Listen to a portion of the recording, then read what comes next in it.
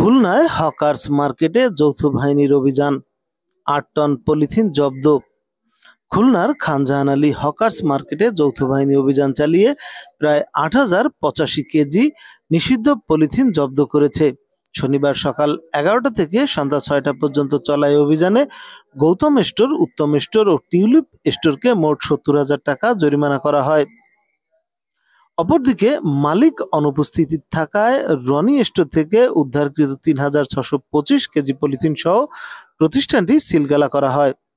অভিযানে ভ্রাম্যমাণ আদালত পরিচালনা করেন পরিবেশ অধিদপ্তরের নির্বাহী ম্যাজিস্ট্রেট মমতাজ বেগম।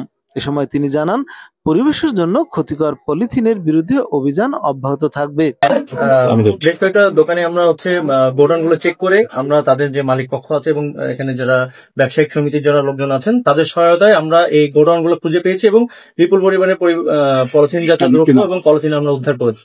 এখন ম্যাজিস্ট্রেট যিনি আছেন আমাদের অধিদপ্তরের যিনি ম্যাজিস্ট্রেট, তিনি এই ব্যাপারে বাদবাকি সিদ্ধান্ত দিবেন যে এগুলো পরবর্তী। বেসিক্যালি আমাদের পলিথিনের বিরুদ্ধে সিঙ্গেল ইউজ পলিথিন যেগুলো আছে পুরো দেশেই এর বিরুদ্ধে সচেতনতা তৈরি করা হচ্ছে, যাতে আমরা এগুলো ব্যবহার না করি।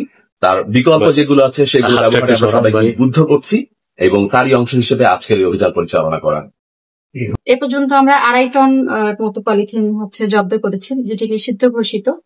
এবং আমরা মূল মালিককে পাইনি, একজন কর্মচারী পেয়েছি, তাকে ৩০,০০০ টাকা জরিমানা করা হয়েছে পরিবেশ সংরক্ষণ আইন ১৯৯৫-এর ৬ ক ধারায়। বাণিজ্যিক উদ্দেশ্যে এটি মজুত করার দায়ে তাকে এই জরিমানাটি আরোপ করা হয়েছে।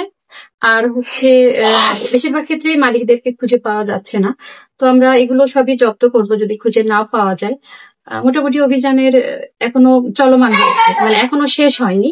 আশা করছি যে একটু পরে আমরা আরো বিভিন্ন গোডাউন খুঁজে পাবো এবং সেখান থেকেও আরো হয়তো বিপুল পরিমাণ পলিথিন উদ্ধার হবে।